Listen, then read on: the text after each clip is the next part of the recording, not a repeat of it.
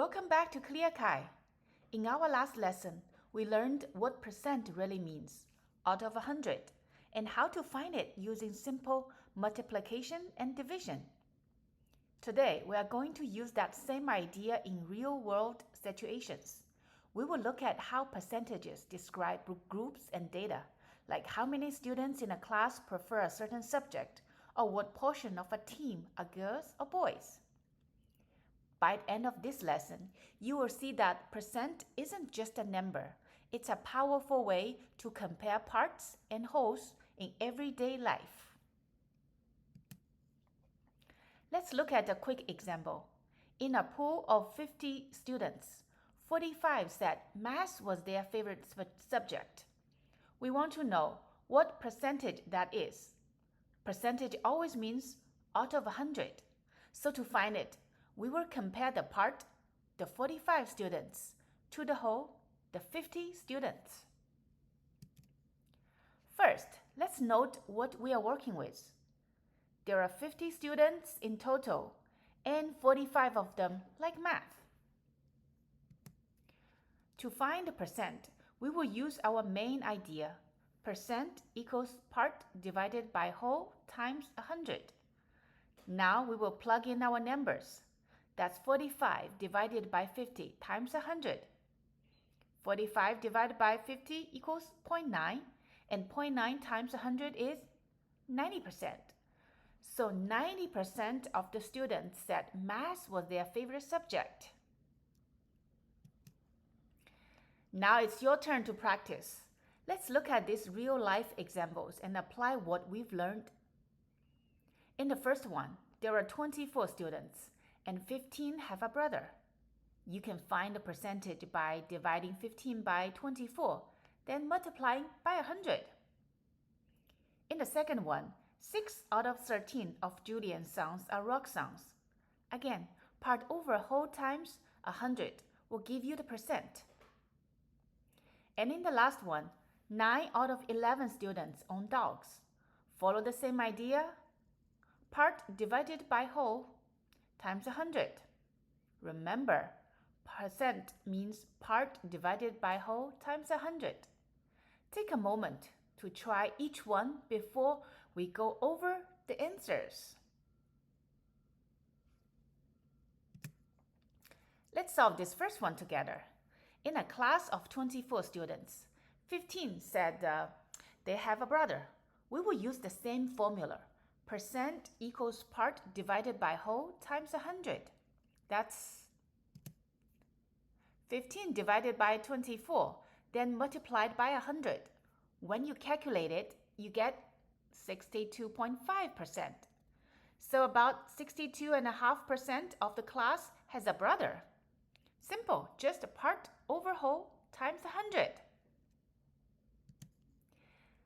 Let's try another one. 6 out of 13 of Julian's songs are rock songs. We will use the same formula. Percent equals part divided by whole times 100. That's 6 divided by 13, then multiplied by 100. When you calculate it, you get about 46.15%. So roughly 46% of Julian's songs are rock songs. It's the same pattern every time, part over whole times 100. Here's another example. In a group of 30 athletes, 18 said they had some form of injury in the past year. We will use our same formula. Percent equals part divided by whole times 100. That's 18 divided by 30, then multiplied by 100. When we calculate it, we get 60%. So 60% of the athletes experienced some kind of injury last year. The pattern never changes. Part over whole times 100. Here's one more example. In a school of 120 students, 45 are freshmen. To find what percent that is, we use the same formula. Percent equals part divided by whole times 100. So that's 45 divided by 120, then multiply by 100. When we do the math, we get 37.5%. So about 38% of the school are freshmen. No matter what the contact is, people, songs, or students, it's always part over whole times 100. Here's one more example. In a poll, 3 out of 8 people said that chocolate cake was their favorite dessert. We can use the same percent formula again. Percent equals part divided by the whole times 100. So 3 divided by 8, then multiplied by 100, that gives us 37.5%. So about 38% of the people choose chocolate cake as their favorite dessert. Here is one more example. Of all of Benji's computer games, 5 out of 8 are simulation games. We can find the percentage the same way. Percent equals part divided by whole times 100. So that's 5 divided by 8, then multiplied by 100. That gives us 62.5%. So about 63% of Benji's games are simulation games. You will notice, no matter what the situation is, the process is always the same. Divide the part by the whole, then multiply by 100. Let's look at one more.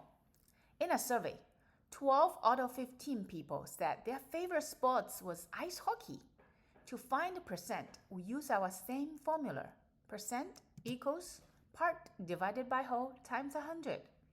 So that's 12 divided by 15, then multiplied by 100. That gives us 80%. So 80% of the respondents said ice hockey is their favorite sport. By now, this should feel automatic.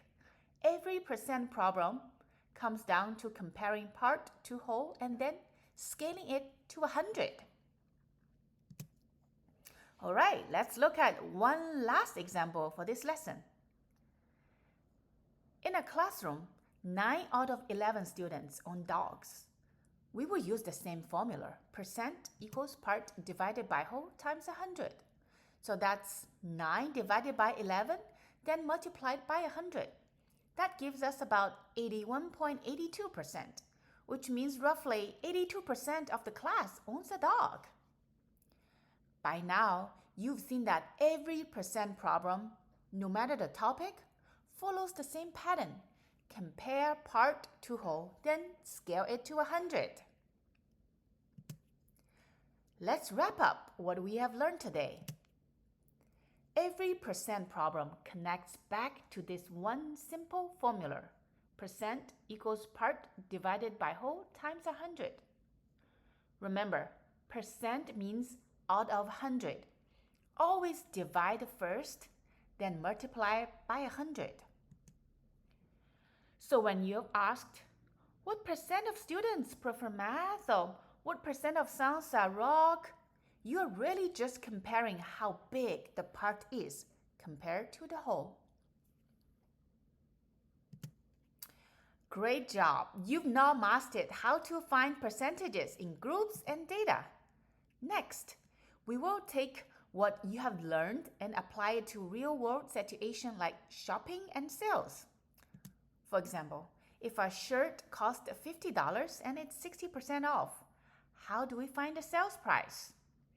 In the next lesson, we will walk through step by step how percentage help us calculate discounts, taxes, and price changes, the kind of math you actually use every day. Great work today! You've just built a solid foundation for understanding percentages in data and groups.